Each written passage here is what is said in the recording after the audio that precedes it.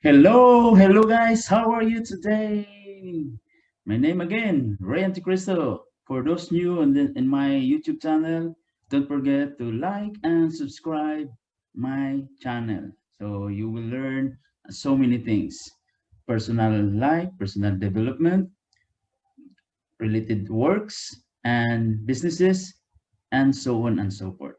So today we are going to discuss what we're going to discuss T-Bosiet. What is that T-Bosiet? So I will share with you right now what is that mean. So if you are working in offshore, you will understand about what is the discussion right now.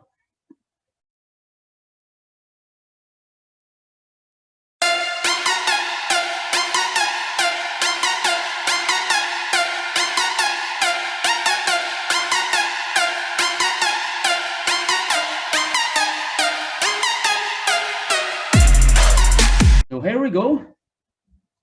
As you can see in my slide,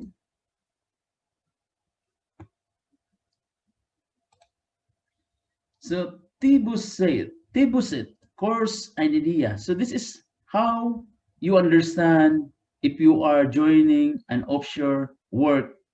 So first, you will do the training for T-Bosiet. So what is that T-Bosiet course? Training company approved by OP2. So, okay. So what is T-Bosiet? Tropical Basic Offshore Safety Induction and Emergency Training. So that is stand for T-Bosiet. Okay.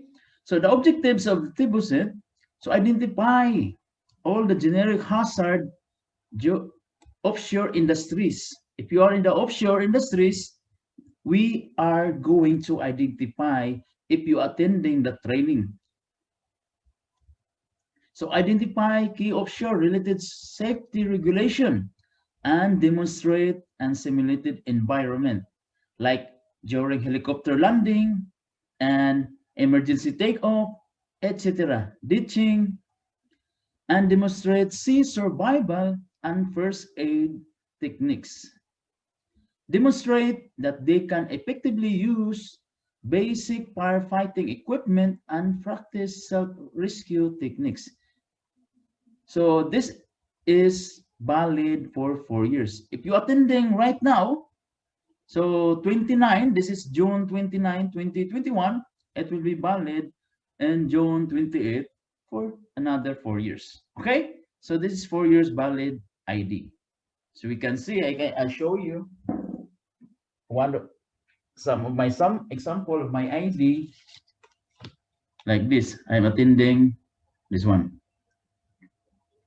Okay, so course date 3 to 5 June 2018, and it will be expiry date June 4, 2022, 4 years. And also I have also H2As. Okay, H2As, and then all of this, it will take you 4 days training and then 4 years validity of your ID. Okay, let's proceed. First, evacuation procedure in case of fire. So we will discuss this, so on and so forth, up to the training. How is it? So I will do it this step by step. Okay, so continue watching up to the end. So if you discover a fire in any location, this is, you can shout fire, fire, fire.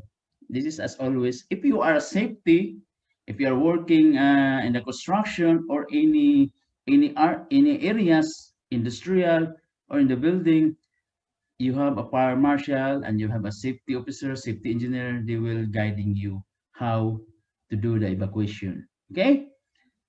So rush to a nearest MCP, manual call point, and activate it, breaking the glass. Some breaking the glass or either push or pull. Okay. And now, next, in case of electrical fire, isolate power supply from the nearest distribution board. So if you see the distribution board, or either in the panel, even in you are in your home or in your plot, you can do this as well. Okay? So identify the risk. If the fire is small, try to control. If you know how to use DCP or CO2 fire extinguisher. Okay? And next, escape. You need to leave your workplace, proceed to your designated assembly point. Every building, every location, wherever you are right now, there is a escape procedure and designated assembly point. So this is the most important during or wherever you are. You stay in the hotel, you stay in the other accommodation, you need to know the exit point, you know where is the assembly point area. Okay? So hearing the alarm, what do you mean? On hearing the fire alarm, stop your work, don't be panicked. Wherever possible, switch off your computer, projects, photocopier, printer, etc. Wherever possible. We're not telling you turn off. Wherever possible. If something happened, it's already born near in front of you, you run. Don't turn off. Okay? So this is an instinct. Number 3, if you are the last person, close doors, windows, and switch off AC if possible. If possible. Always if possible. Assess visitor and physical handicap. You have a visitor and you have some visitors with handicap, you can help them. Number 5, report to your respective assembly points and stay until further instructions. This is the most important thing. Listening, hearing. Do not take personal risk and put yourself in the risk. What do you mean that? If you don't know anything, don't try to help, okay? For your own risk. Call someone. Number 7, if anyone is injured, first aid will be given by HSE department or warden or medic. And number 8, if anyone is serious or needs urgent medical attention, call ambulance. This is the most important. Do you know the number? Always put the number of emergency numbers in your mobile or any location wherein you can see clearly. Okay? Number 9, if beyond your control, call fire department. This is the most important thing. Health Safety Environment stands for HSE. Your health, safety, and welfare of at your work protected by law, wherever you are right now, national, global, wherever. Your employer has a duty to protect you, to keep you informed about your health and safety.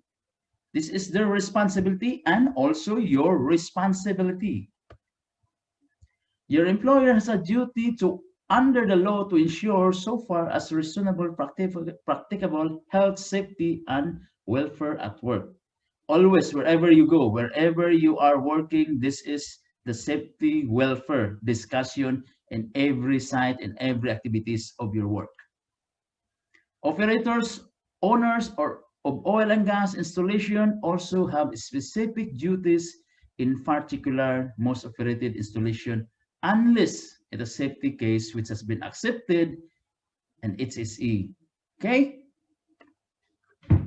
So next,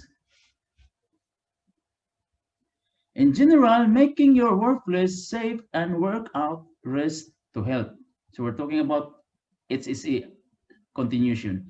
Ensuring plant and machinery are safe and safe system work at safe followed. Ensuring articles and substances are moved, stored, used safely.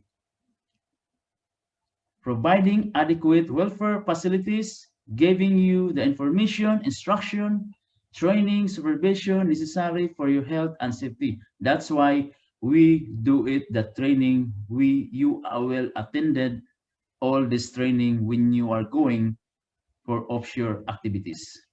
Okay? Employer must also assess the risk to your health and safety. Prevent or adequately control exposure of employees to substance which may damage their health. So this is the responsibility of your employer. And also you can tell them this is risk for my health if they don't know. Okay? Take precaution against danger from electrical equipment, noise, radiation.